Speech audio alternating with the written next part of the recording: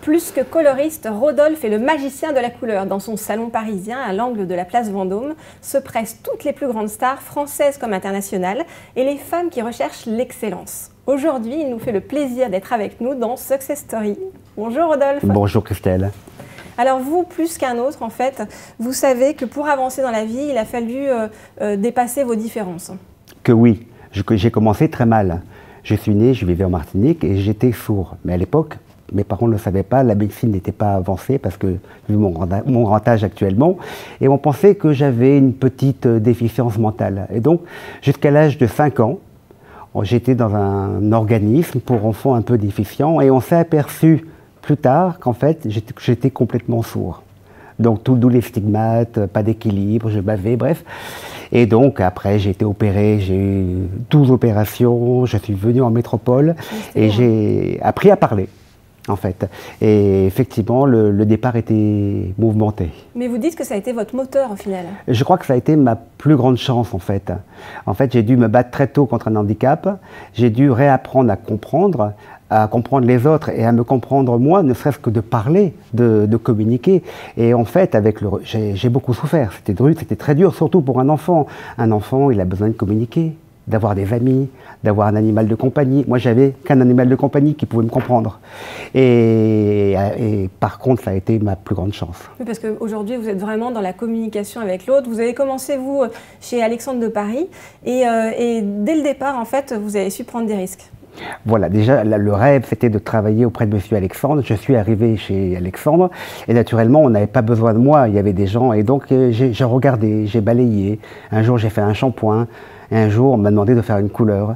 Et cette femme a été ma première cliente et grâce à elle, on m'a fait confiance, on m'a donné... Oui, mais si j'ai bien compris, en fait, vous avez accepté de faire la couleur d'une femme assez connue, qui était une couleur réputée très difficile à faire et que personne ne voulait faire. Et vous avez dit, je suis là. Exactement.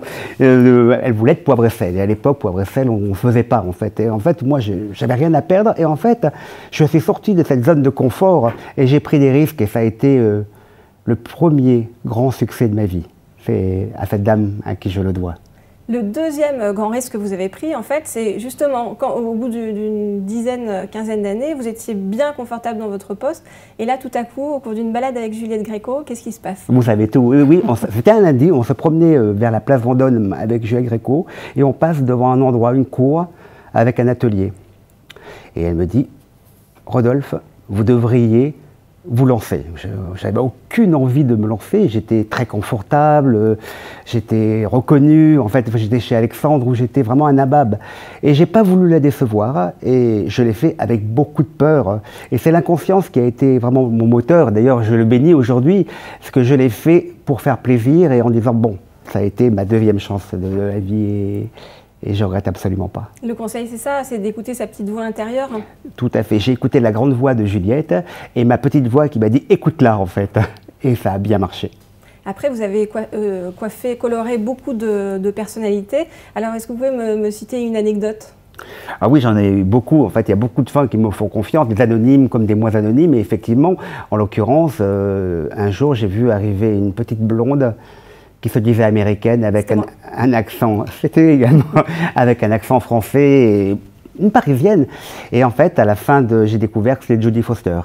Ah oui, bah j'ai vu arriver un autre américain. Vous avez découvert ça comment? Comment? Vous avez découvert ça? Moi, j'avais entendu une semaine après. Une semaine après, en fait, elle m'a écrit une lettre pour me remercier et signer Jodie Foster. Une lettre qui venait de Los Angeles, donc elle a été repartie. Et j'ai découvert en fait que la petite blonde sympa, avec l'accent parisien, était. Et depuis, je continue à m'occuper d'elle pour les films. Maintenant, je la reconnais à chaque fois. J'ai eu également la chance de m'occuper de Robert De Niro, pareil, Bob.